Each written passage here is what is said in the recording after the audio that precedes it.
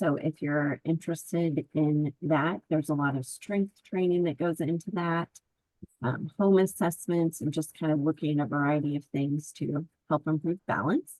And that's going to be on our website at lmh.org. I also want to let anyone who might be interested know that there is a blood drive coming up at our LMH Health West location on March 7th and 8th. So if anybody is inclined to participate in that, you can do that, and you just register at savealifenow.org. And with that, I'm really, really excited to get this presentation started. I think this is a really great topic and a very popular one that came up in the evaluations and the comments from everyone that participates. So with that, I want you to know we have two really great speakers this evening from Lawrence Otolaryngology Associates. Dr. Lee Roisner is the director of the Kansas Voice Center. He has been practicing since 1994. He did his undergraduate coursework at the University of Kansas, and upon graduating from medical school from the University of Kansas Medical Center, he completed a surgical internship at the University of Rochester School of Medicine in New York. He is a clinical associate professor at the University of Kansas Medical Center. And we also have Dr. Brina Marshall. Dr. Marshall obtained her Doctor of Audiology from the University of Kansas Medical Center in 2021, and she earned her Bachelor of Science in Speech Language Hearing from the University of Kansas in 2017. She is certified by the American Board of Audiology and the American Speech and Hearing Association. She is also a fellow at the American Academy of Audiology. And with that, I think we're going to start off with Dr. Roisner. So I'll turn that over to you. Great. Thank you, Allison. Thank you, Jack. We are excited to be here, and we're looking forward to this presentation. And I look forward to hearing from each of you or anybody who has questions. We'll certainly have time at the end. So let's get started. I'm going to go ahead and share my screen here. And if you have any issues with this, please let me know.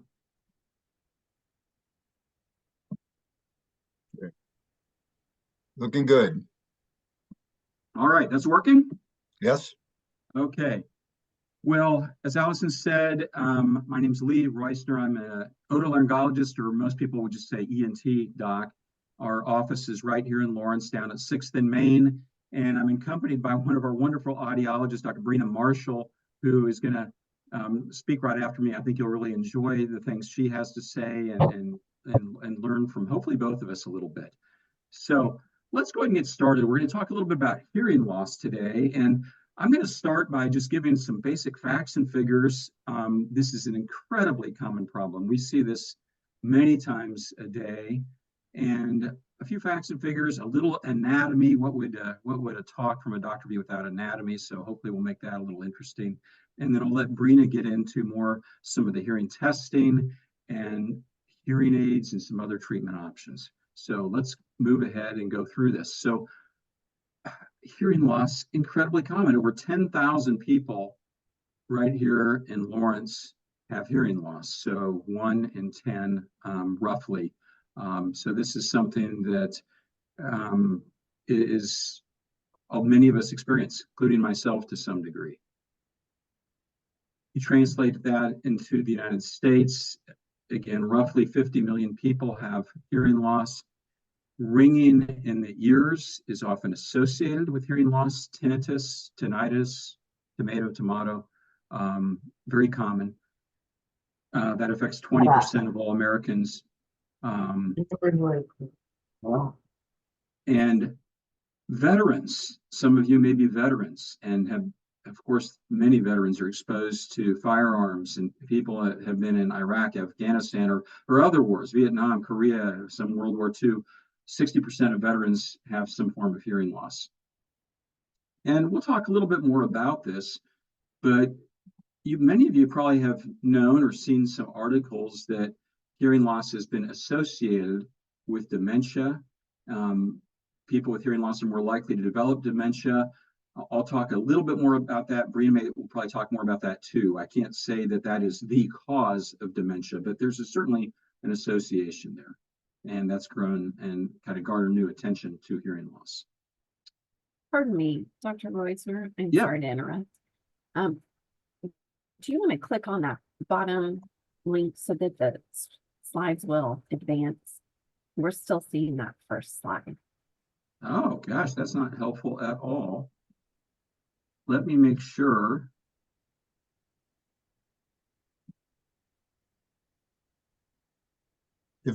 If you go to the very bottom of your screen toward the right, the last icon looks like a little bit of a projected screen standing up. That'll bring it to the full size, and you should just be able to use your right click to. Well, I am advancing, which is really weird.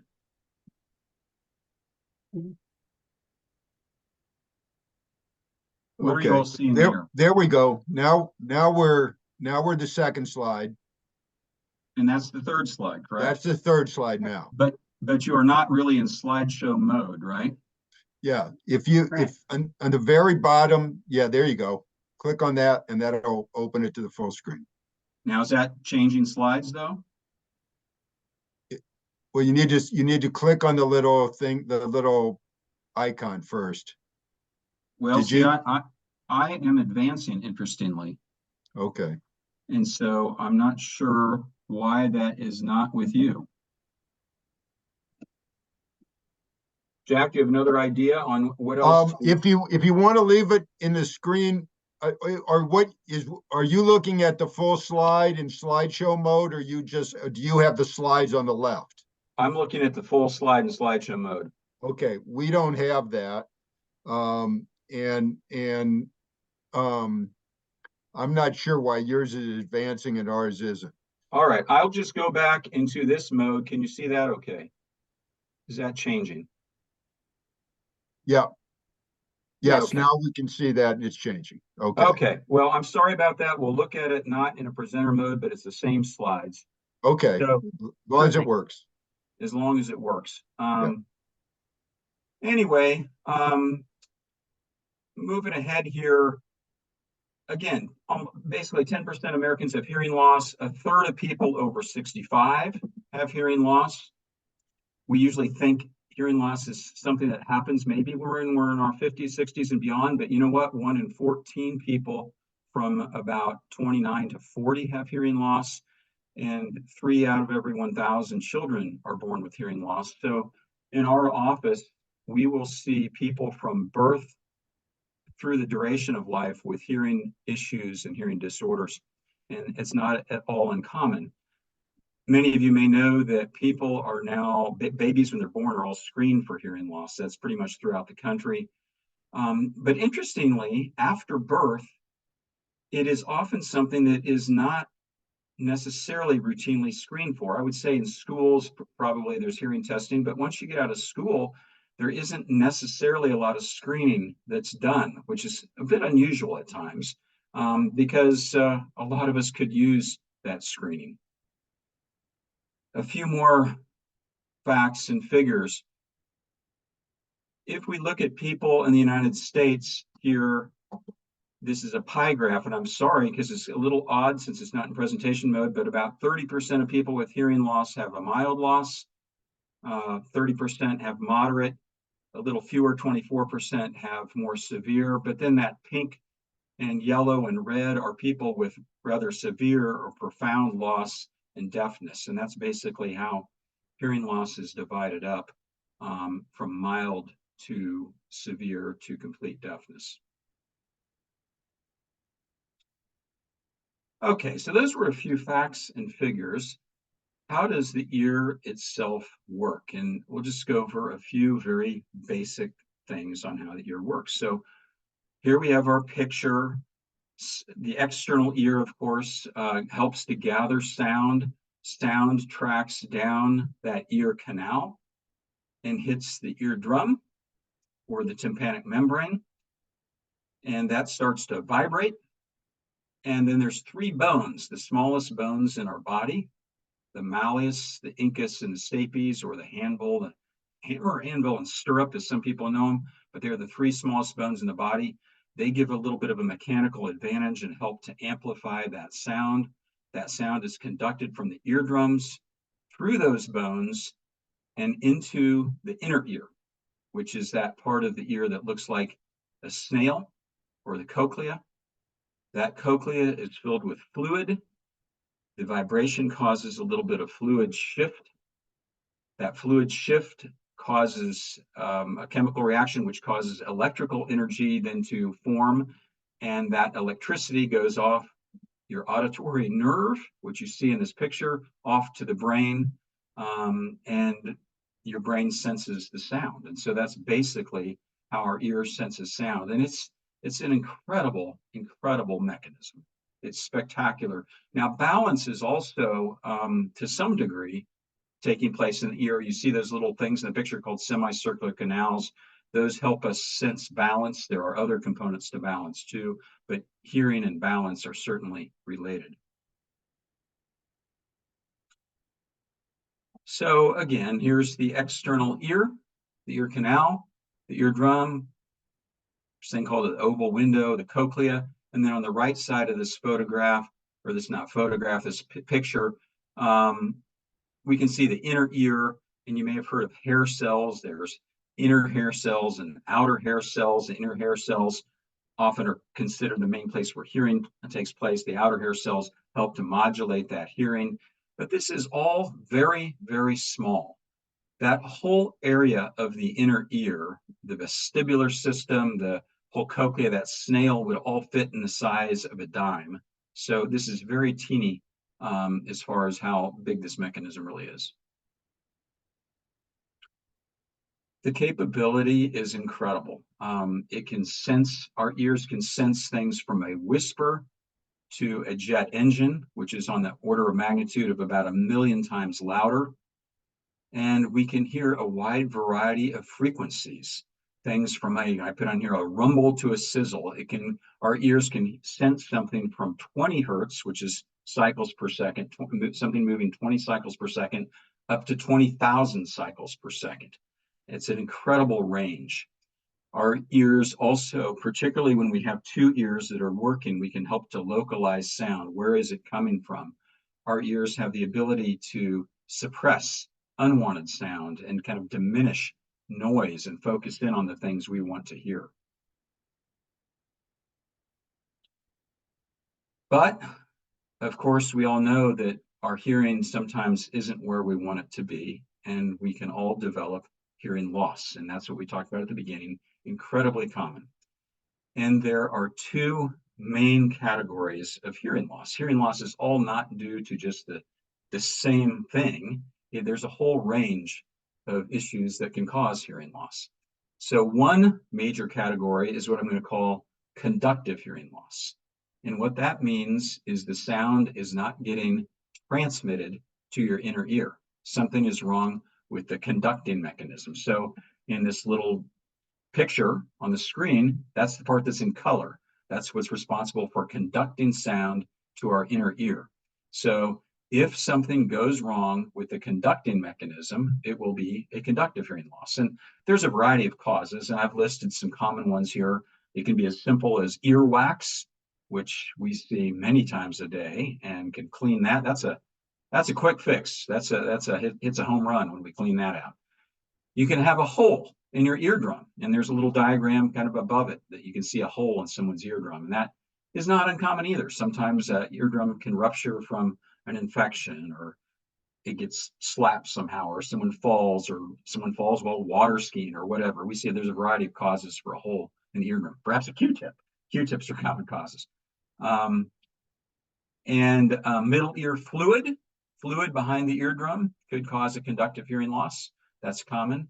And then something wrong with the bones of sound. If you can imagine, bones of the ear are not unlike bones of our hands or our knees. They can get stiff, they cannot move properly. There's something called otosclerosis, where the last little bone, the stapes, gets kind of stuck and doesn't conduct sound properly.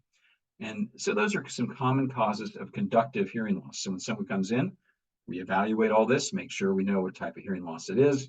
We can look, we can often see some things that will clue us in. And these can all be repaired in different ways, ranging from cleaning to bone replacement for otosclerosis to removing fluid. There's a bunch of different ways of treating it. But then we come into what probably in many ways is more common, a sensory neural hearing loss. So this is where we're talking about the inner ear, and that's in color on this picture, where the nerves of the inner ear become desensitized or injured. This can happen with acoustic trauma and the sound, loud noises, age-related hearing loss. There are some changes that just occur with time, perhaps just time alone, but also exposure to noise and various medications, what I'm calling here ototoxic drugs. Some people have been on chemotherapy. There's something called cisplatin. Cisplatin is one of our more common drugs that can cause hearing loss. There are other antibiotics, particularly IV antibiotics, gentamicin or something like that could cause hearing loss. There are other illnesses, Meniere's disease or autoimmune diseases, which could cause hearing loss. And those can all cause decreased hearing on our inner ear and cause a nerve-related hearing loss. Just to kind of give you an idea, and Brina may be talking a little bit more about this too, but noise exposure is an incredibly common cause of hearing loss. And the U.S. Department of Labor and Occupational Health and Safety National Institute have come up with guidelines about how much noise someone should be exposed to. And if you're exposed to 85 decibels for an 8-hour day or less, that's generally deemed safe. More is generally not deemed safe. The louder the sound, the less time you can spend with it. I'm sorry if this is hard to see since I can't easily share the larger picture of the slide, but basically 85 decibels is in the neighborhood of kind of a loud traffic. A lawnmower is louder than 85 decibels. Sitting in the middle of a symphony orchestra is louder than 85 decibels. Allen Fieldhouse is much louder than 85 decibels much of the time. And then speaking is going to be, I don't know, 30, 40, 50 decibels in that neighborhood. So that kind of gives you an idea of the range of sounds. We hear comments like this pretty often. You know, I'm beginning to feel my age. Irene used to, you know, the can opener, she ran the can opener today and I didn't even hear it. I mean, it's often a spouse or some family member drags someone in and says, you know what, they're just not hearing me talk, and there can be a little squabble. But you know what? People are trying to help you out if that's your case. Hearing loss, I talked about increased dementia at the bottom, but it's also associated with increased depression, anxiety. There's certainly less social interaction, sometimes a little bit of paranoia. People that struggle to hear, it takes them out of the loop in society sometimes. This hearing conversation is an important part of our lives. And it's a little bit unclear why hearing loss is associated with dementia. Some people think it's kind of a cognitive overload. The strain of hearing has put too much pressure on our brain. Some researchers have been looking at, is it just we're not using some part of our brains, the neurons aren't firing. Maybe our brain has had a little atrophy and decrease in size, or perhaps it is just a lack of social interaction that increases the association with dementia. But in any event, it does. We tell people, if you're concerned about hearing, it's probably worse than you actually think. If people are telling you, it's probably real. If the TV really is too loud, if people are saying that, it does matter to your family and friends. It increases your own happiness and interaction to try to address your hearing and have that improved. People care that you can communicate. People really don't care if you're wearing a hearing aid. Some people we can fix without hearing aids. But at least we encourage people to have their ears and hearing evaluated if you're concerned that there is a problem. So that is most of my part of the spiel here. And I'm going to turn it over to Brina, because we look at this as a team. Brina and I work together almost every day. And I'm the otolaryngologist. I do a medical evaluation. And Brina is the audiologist. She'll do a thorough hearing evaluation, and then depending on that, there are different routes toward treatment. So that is my part. I guess I'll pause if there are questions, and then we'll let Brina take over. There is one question, and it may go beyond the health of the ear, but it's a good question. Meredith asked, why do older people often have problems with balance? And if you could answer that at least relative to your area. I will answer that very basically. Balance problems are extremely common. Some of them are inner ear related. Many are not. Balance is a combination of inner ear, what we call proprioception, your ability to the muscle, or getting feedback from nerves in your feet. People that have had joint replacements, sometimes the nerve feedback is a little bit slowed. Muscle strength can sometimes be a little weak. That affects balance. Eyesight affects balance. Brain function affects balance. Activity levels affect balance. Blood pressure fluctuations can affect balance. So over time, I would say a lot of us accumulate a few of those different issues and are affected by balance issues. But that's a very basic answer. Appreciate that. And if Brina, if you want to go forward, then we'll save the rest of the questions till later on. Absolutely. Just like Dr. Reusner said, balance is a multi-sensory integration system. Just one of those areas is the inner ear.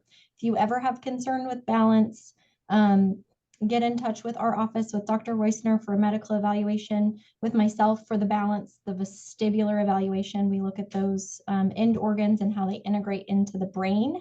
But it's a big puzzle. So it's all about putting those pieces together and looking at individuals as just that, as individual in your life.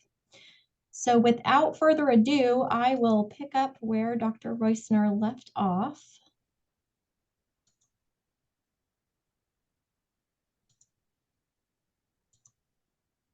Let's see, you let me know if you all are seeing what I'm seeing. Title Okay. page. Dr. Reusner, okay. Yep, now we can see it. Yep. Okay. Yep. Excellent. So I will talk a little bit more about age-related hearing loss from the perceptual side, and then we'll get into steps for identification and for treatment and what treatment looks like in our modern day with modern technology. So just like Dr. Reusner said, most of the time when I see patients, I hear something along the lines of, I didn't really realize I had a hearing problem. I just thought people around me were mumbling or they had given up on speaking clearly. The number of times I've heard that if I had a quarter, I would be a rich woman. Some other comments that we get really frequently that sometimes indicate that it might be time for a quick hearing evaluation are things like, I get frustrated when I'm trying to communicate with people. My ears ring. I can hear, but I can't understand. I know that people are talking to me, but I don't always know what they're saying. I don't like to go out anymore because I can't hear over the noise of the restaurant.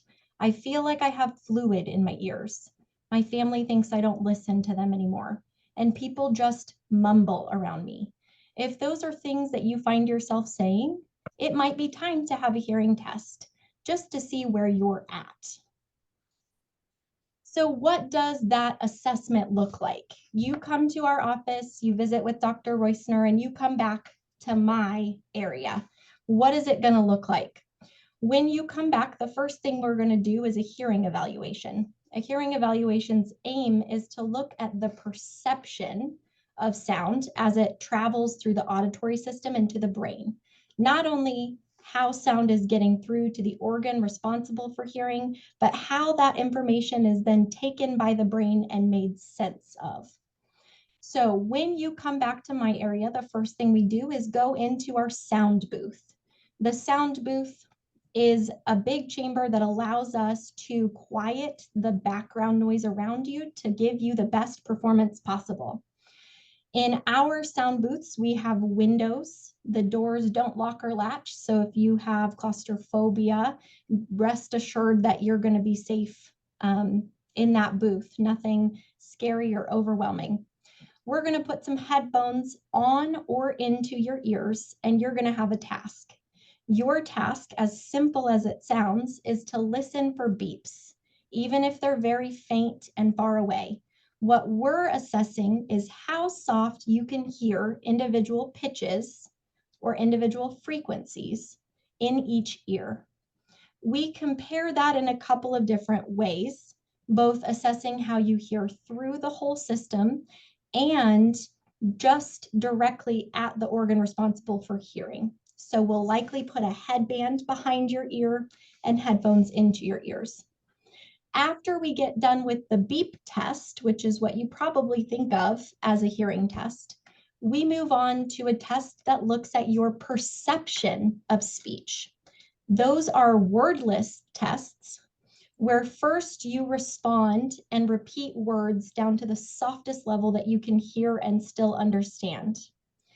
After that, we make it a good volume for each ear, and we see how each ear does individually when we remove contextual clues as well as facial cues, looking really at how your brain understands and hears individual words and individual speech sounds. When we are developing our ability to understand speech, we create maps or neighborhoods for every single time we've heard the word ah or e. And over time, those areas really delineate into distinct neighborhoods.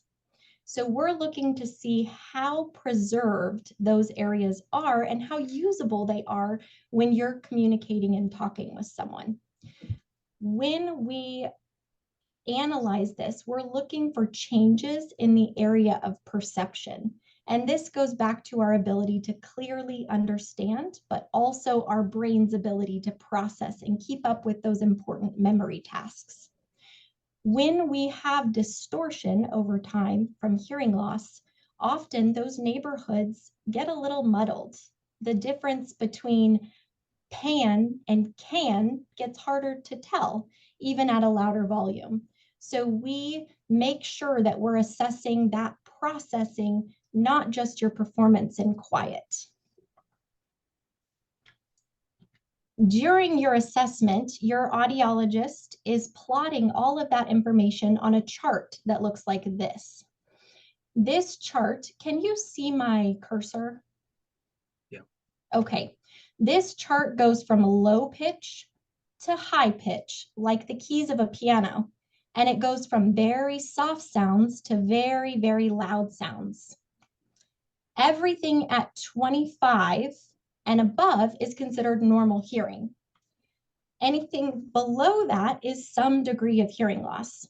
So on this chart, we have plotted some familiar speech sounds as well as some familiar environmental sounds that fall in these areas. For instance, chainsaws, jumbo jet engines, the rustle of leaves, birds chirping. This represents only a small portion of our perception of sound. When we're born, we can hear from about 50 hertz, very, very low pitch, deep rumbly sound, all the way up to about 20,000 hertz. At about the age of 18, 20,000 hertz has shrunk back to around 12,000 hertz. And by the age of 50, it continues to encroach in on this area down here, 8,000 hertz and lower.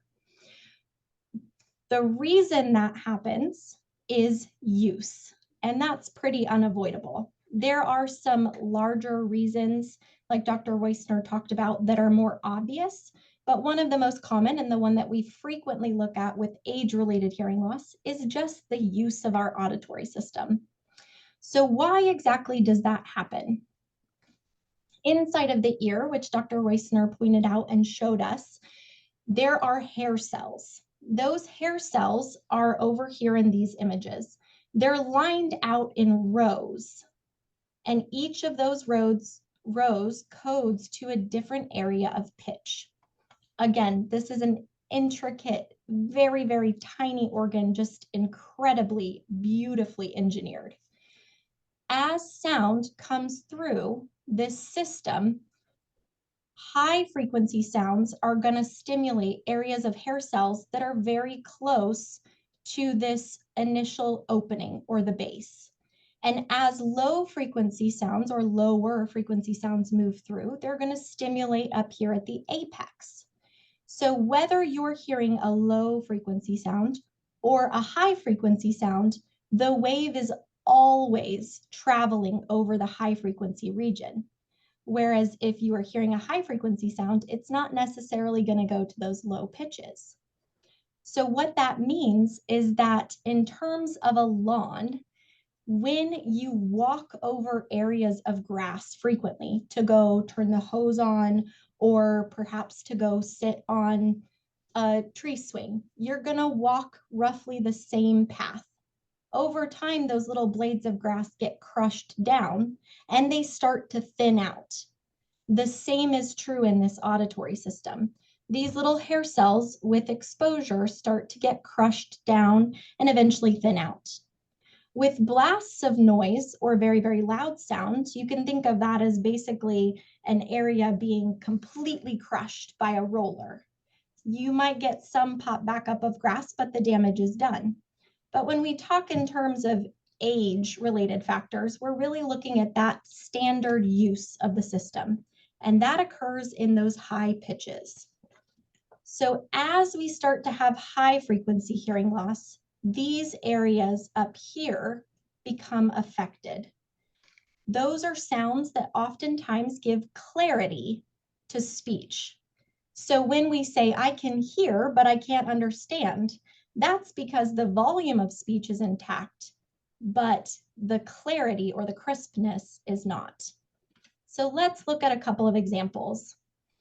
This would be an example on the same chart of an age-related hearing loss. We start to see these high pitches where the clarity of speech lives start to go out while the low pitches are intact. Similarly, this is a result of a little bit of noise, but very similar configuration. So we get an area that gets blasted out through the middle, but again, we start to kind of slide in those high pitches. So when we talk in terms of treatment, there are a number of reasons to treat hearing loss: preserved memory, social ramifications of hearing loss, your ability to advocate for not only your healthcare, but within your family for your needs, the ability to enjoy your family and have quality of life and maintain the activities that you want to maintain. Those are all excellent reasons to pursue amplification. Some of the less nuanced ones are that they improve balance. They reduce tinnitus. They aid in reducing your risk of falls. They improve memory, improve communication, improve social dynamic, all kinds of things. So right now, we're at a time where there's a lot of misinformation out there about what's on the market and what's available. So I wanted to give you all a view of what do modern hearing aids look like? What questions do you need to ask your healthcare provider or your hearing healthcare provider when it comes to hearing aids to help equip you to make an educated and informed decision when it comes to your care, to put you back in the driver's seat when it comes to your hearing health. So on the screen right here, we have several different styles. The first and probably most popular is called a RIC, or receiver in the canal. The hearing aid sits behind the ear and is really not very visible from any angle except directly behind. The next is called an in the canal. That's this one here, followed by an in the ear, which is a little bit larger. These are great options if you have dexterity or neuropathy issues. And then the last option is a behind the ear hearing aid. This is our powerhouse. This is really going to deliver the most if you have the most hearing loss, but it is also going to allow us to get the electronics out of the ear. So if you're someone who frequently has a lot of earwax or perhaps ear infections or a lot of instances of swimmer's ear, the behind the ear may be the best option. Hearing aids now are a lot different than they used to be. We used to have body-worn hearing aids. They were very visible. They would produce feedback and screech. And now they are pretty darn small. So these are a couple of options and a couple of images of different kinds of hearing aids, but for the most part, they're very, very small. I'll show you here. This is a hearing aid case that's portable and rechargeable. The hearing aids right here are very, very small. This is everything combined into a teeny tiny package. So very, very usable. They've made them more and more discreet because technology is advancing. We can make things smaller and smaller and maintain their quality, but also make their function better as well. So let's talk about the how versus the why when we talk about what does research show, but what does that mean for you in your life? Hearing aids, from a clinical standpoint, make sounds crisper. Our goal is not to make them louder, it's just to make them sound more clear. They restore sounds that are missing because of that high frequency loss. They improve clarity of speech with that focus. They assist with keeping speech present when you're in background noise or noisy places. And we know that they preserve good brain processing. For your life, what does that mean? Functionally, for you, what does that mean? It means it makes it easier to understand in your day-to-day life. It reduces your fatigue when you get done with social situations. It improves your clarity. It reduces that pesky ringing. It improves your equilibrium and your balance. It improves clarity on the phone, and it makes social situations more manageable and more enjoyable. So when it comes to hearing aid, you have choices. That's the most important thing to remember. Choices like one hearing aid versus two, which can be driven by your budget. One hearing aid is ideal if you have hearing loss on one side. We were given 2 ears for a reason, and we want to capitalize on 2 ears. But obviously, if we need to go with one ear for a little while and then add the other ear later from a financial standpoint or because of the hearing loss configuration, we are happy to do that. We want to make sure that you have adequate access on both sides to benefit with things like being able to tell where a sound is coming from and being able to participate in background noise without difficulty. When you see an audiologist, you'll be faced with the choice of a level as well. Levels are really what drive the price of hearing aids. And I will tell you, your levels are going to be based on your lifestyle. The busier and noisier environments that you're in, the higher level you're going to need to get by. But if your audiologist or your healthcare provider isn't asking you about your life when it comes to level, they should be. The next is going to be style. A lot of that is based on preference, but also your manual dexterity, the feeling in your fingertips, the features and function that you want the hearing aids to have. There are a number of different manufacturers, makes and models of hearing aids. You can think of them like car manufacturers, makes and models.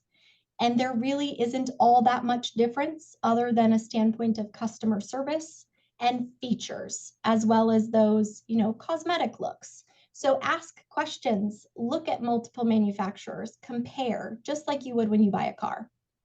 The last thing is over-the-counter versus prescription. Over-the-counter hearing aids are what you see advertised on Amazon and in the newspaper. These are devices that you can go out and purchase without a prescription and then set for yourself. Very similar to readers at the grocery store.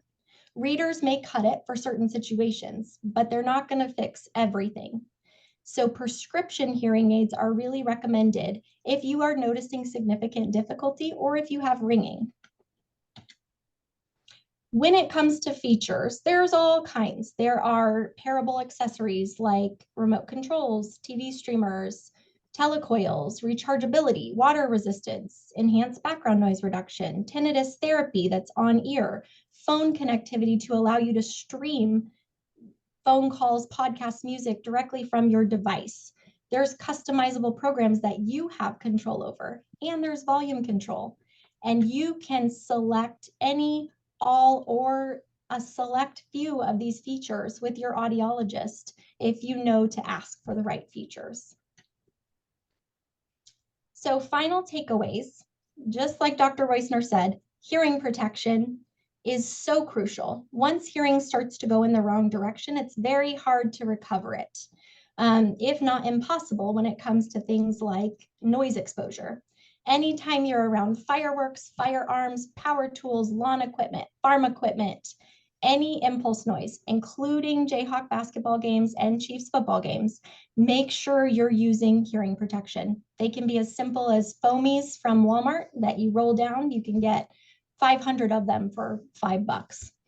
The next is to test your hearing early and regularly. Even if you don't think that you have hearing loss right now, getting a baseline test is a great place to start in case hearing loss does come sooner than you think, or in case you wake up tomorrow and you're having a reduction. We have something to compare to.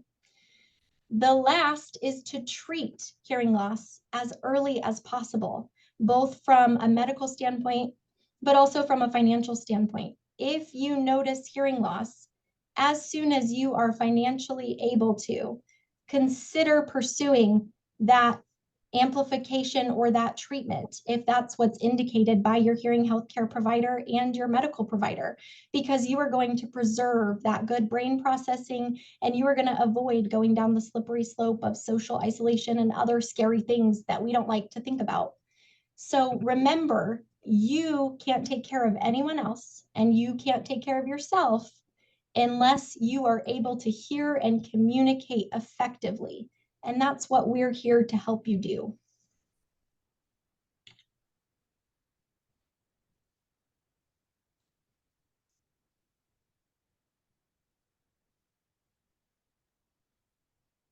All right.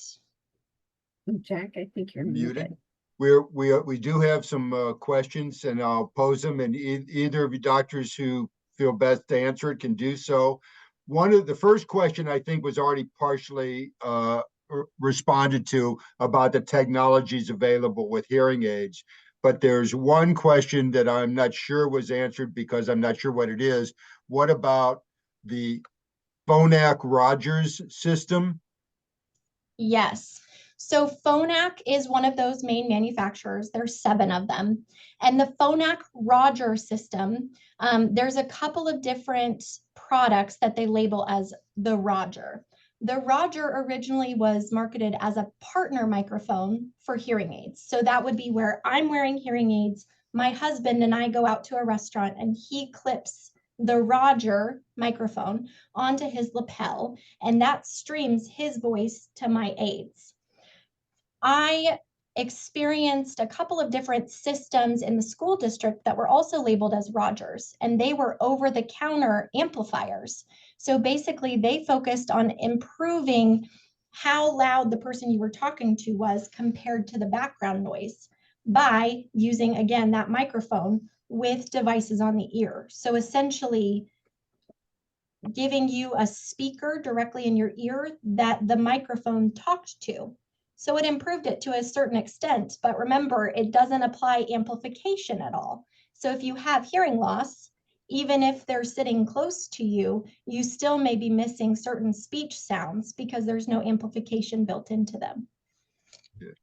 The next question is from Barbara. Is there anything on the horizon for hearing aids that can be used in a pool? Yes, that's so exciting that you asked that. So there are several manufacturers. When we took the battery and fully encased it to make hearing aids rechargeable, we are actually able to increase the water resistance of hearing aids. So there are some that are actually waterproof. The Life hearing aids by Phonak are waterproof, but all of the rechargeable hearing aids are more water resistant now. Starkey, another manufacturer, has also released a product that is as close to waterproof as we can get. I've actually had patients, I have a patient who's a kayaker. I have a patient who sent them through the washing machine, and every time they're submerged down to 5 meters or in deep water for several hours and they come back still functional. So yes, we're moving in that direction and it's so exciting. That's great. Okay, one more question. Do you anticipate breakthroughs that will more effectively address the technology problems of tinnitus or tinnitus, or of hearing in noisy live rooms full of people? Yes. So actually, one of the manufacturers that I fit very regularly that I really, really like They have tinnitus therapy that comes through the hearing aids. It's on ear. And it allows us to help your brain habituate through the principles of cognitive behavioral therapy, meaning we help encourage the brain to move away from the anxiety response created by the amygdala and move back toward healthy processing, where we're detaching anxiety from tinnitus, we're allowing the brain to hear it, and we're allowing it to pass. That all comes through a very specific type of therapy called tinnitus retraining therapy. And in our office, that's done with me. And it is a process. Tinnitus doesn't usually come on overnight, and it doesn't usually go away overnight. But just with amplification, we have about an 80% reduction for the majority of our patients. And beyond that, we start adding therapy to really make that tinnitus as quiet as possible. The second half of that question was in background noise.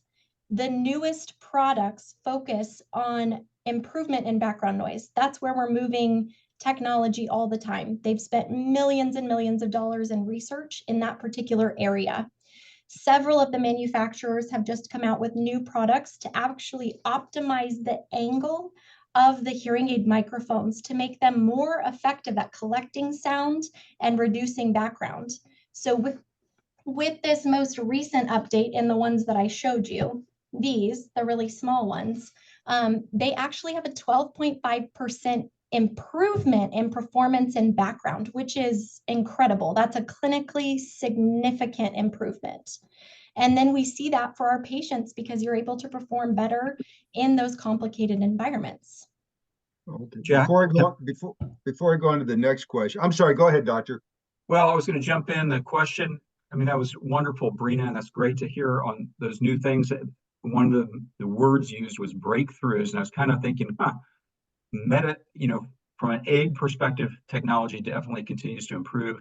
Are there any medical breakthroughs that maybe would improve your hearing without the need for aids? Of course, this is a huge area of research. Is something happening in the next year or two that's going to be earth-shattering? I don't think so, but we're making progress.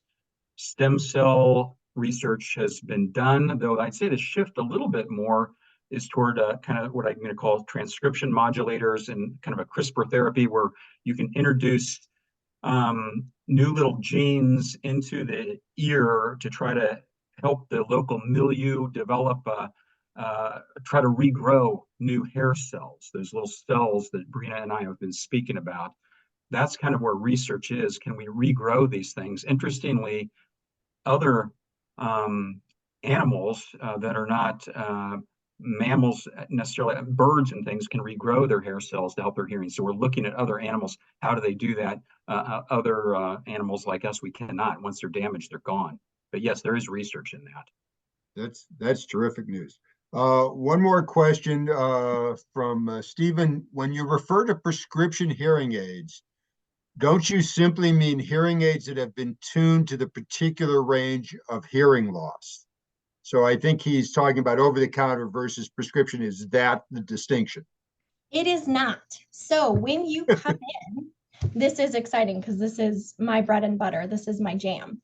So when you come in and we test your hearing and we plot it on that graph, we take those values, which were historically thought of as your prescription, and we use those values in the actual programming, the computer programming of the computer chips on board in your hearing aids, with a formula for what we know the majority of speech levels are for the language that you are speaking. So tonal languages versus non-tonal languages, for example. And then further than that, we take real-time measurements with the hearing aids on, with your prescription programmed, with the algorithm that takes into account your language and where speech falls. And then we take microphone measurements at your eardrums to analyze what the ear is collecting itself and what the hearing aid is putting out. So taking into account your anatomy as well. So it's really a multifaceted approach to a prescription fit. Okay. A question I'm sure a lot of people would ask, is the evaluation covered by Medicare? Yes, you have to have a physician referral. So either you come see Dr. Roisner, who sends you back with an order, or you reach out to your primary care provider, either through a nurse's line or at your next appointment. It doesn't necessarily have to be something brought up at an appointment. They send us a referral over. When we receive the referral, we can evaluate independently or in combination with one of our otolaryngology providers to give you an idea of where your hearing is at. When it comes to hearing aids, though, Medicare is not in accordance with covering hearing aids at the moment. That's something that legislation works on continually. I go to the State House every January to lobby to include hearing aid coverage in Medicare, but until something changes at the state and federal levels, they are not required to cover it. Your supplemental insurances may cover it though. And in our office, that's one of the things we do prior to you coming in for a hearing aid consultation appointment is to check your insurance and then to present you with exactly what insurance covers, how often they cover it, and what the stipulations are. So you have a clear picture of your care and what's available to you. We have 3 more questions in just a few more minutes, so I'll go quickly. Noise canceling earphones, are they protecting your hearing or just trading noises? They are not protecting your hearing. Noise canceling headphones take the waveform of the sound, they analyze it, and then they prescribe the exact opposite. So they flip the waveform, which effectively cancels it out, but you're getting double the noise. Okay. Once you get hearing aids, why aren't you retested with the hearing aids on? You should be. You should. In our office, we do that. That's called aided testing. That's a measure of validation and verification, and that is best practice. We should be testing. Again, all of that speech processing information should be retested to be sure that you're getting what you need and to gauge your performance with hearing aids versus without. Okay. And the last question, what is the average cost? And I don't know if you can answer this. What is the average cost for hearing aids? It depends on where you go. The offices have a markup in it to keep our lights on. Our costs typically range from, for a set, we're talking a set here, typically from $2,000 up to just under $6,000, depending on the level. The majority of my patients without insurance included pay around $3,000 for a set of hearing aids. And that includes the care and the continual follow-up care that's required for prescription changes for those hearing aids. Okay. And I have one question, comment, and I'm going to sneak this in just really quickly. There's one more after me, so I'm going to try to get these both in. We were with a friend who's been wearing hearing aids for many years. When we go to a bar with him or whatever, he can't hear anything because of all the other noises. He just got some new aids and they're directional. And it's great because he can listen very well to who he's looking at, but it's like talking to a lip reader because you have to, I'm talking to you now, kind of thing to do it. Is there better than that? And that's what he could afford or whatever, or is that where we are right now? So omnidirectional versus directional microphones is really kind of a historic approach to how we reduce background noise. If we change the scope and we listen only forward, we're going to cut down what's behind us. New hearing aids are going to have better processing for reducing that background noise without you having to be right there. But it sounds like he might need to add an accessory, like a partner mic or a table mic that reduces the background noise by giving more signal and more emphasis on the speech by getting the microphone or the speaker closer to the people he's talking to. Okay. And the last question, Amy asked, does using white noise machines at night constitute noise, like the recent research that shows noise disrupts cognitive ability? Very high volume of noise does. Low volume of noise, where you're looking at your NIOSH daily dosing values, you can listen to certain types of noise at certain volume levels for 24 hours a day and not run the risk of doing damage that we know of now in the current research. Now, if you're listening to it at jet engine level, you're going to cause hearing loss. But low level of noise is just fine and actually recommended for my tinnitus patients who have difficulty getting to sleep or staying asleep. When you look at setting the volume for your noise, if you have access to a smartphone, I would download an app for how to measure, a dosimeter is what it's called. And what it does is it measures the volume of sound. And it'll give you the daily dose that you can listen to it at that volume and find one that's acceptable for overnight.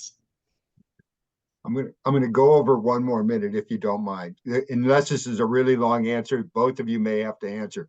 And it is, what is cochlear implants and are they available? Cochlear implants are an advanced type of amplification. They are not widely indicated for the majority of people. These are for the profoundly deaf ears. So that can be a single ear or that can be both ears. There are certain stipulations you have to meet because it's a skull-based brain surgery for implantation. It is very effective if we catch it early and we can implant early and we can activate, but it is a long process. So it's certainly not for everyone. When we talk long process, you have the surgery, 8 weeks later is the first time we can even turn the device on. And then you're having programming appointments every single month for the first 2 years. After the first 2 years, it gets spaced out to every 3 to 6 months. It's a lifelong process. But it is a great option for people who are profoundly deaf, who have auditory nerves and who have the neuroplasticity to be able to learn how to hear differently, because cochlear implants utilize electricity rather than sound waves. So it's not hearing the way that we think of it as hearing. It's actually a sensation, an electrical sensation in the brain.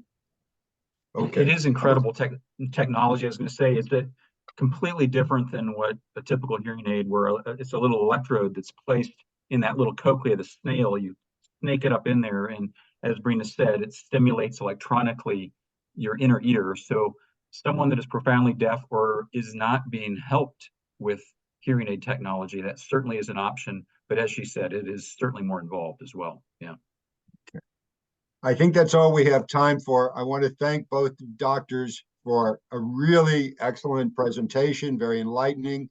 And if, since we didn't, with your first presentation, we couldn't expand it, if you're willing to send the presentation to Allison, she can forward it to me. I can actually forward the presentation directly to our listeners so they can read it a little better. If you'd like to do that, we can do that as well. But once again, thank you to both of you. Thank you to Allison for setting all of this up. Everybody, I had some great questions. It was really terrific.